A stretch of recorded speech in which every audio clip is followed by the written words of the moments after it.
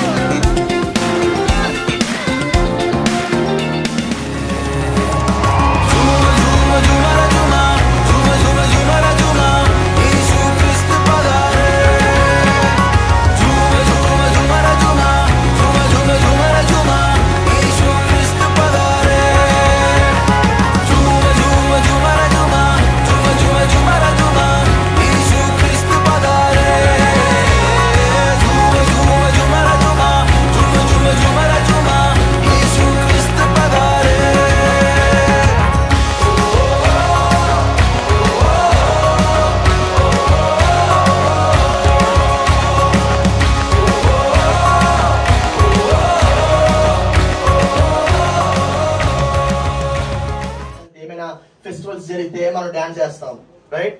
But ఈ dance కి కారణం ఏంటో తెలుసా? రాజుల రాజు పుట్టాడు. ఎవరైతే చీకటిని పారద్రోలుతాడో ఆయన పుట్టాడు. ఎవరైతే సమాధానాన్ని ఇస్తాడో ఆయన పుట్టాడు. హల్లెలూయా. Let's sing one more song. Are you ready? Yes.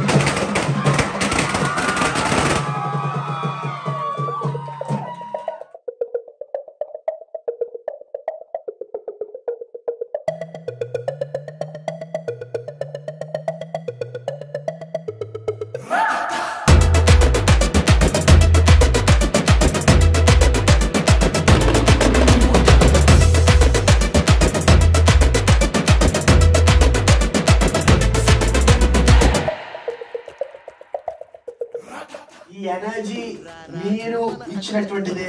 And దీనికి మహిమ ఘనత ప్రభావములు ఎవరికి చెందాలి? హల్లెలూయా. అందుకే మనం నాట్యం ఆడేది, అందుకే మనం అరుపులు అరిచేది, అందుకే మనం అలా చేసేది.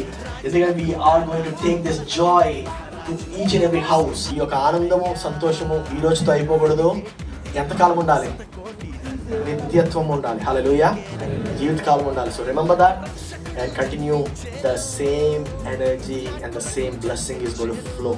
Hallelujah. లోక రక్షకుడు జన్మించెను, నా కొరకు జన్మించెను. రాజులకు రాజులకు మన కోసం పుట్టాడయ్యా. వెలిగేటి దీపాలు శతకోటి దండాలు అన్నీ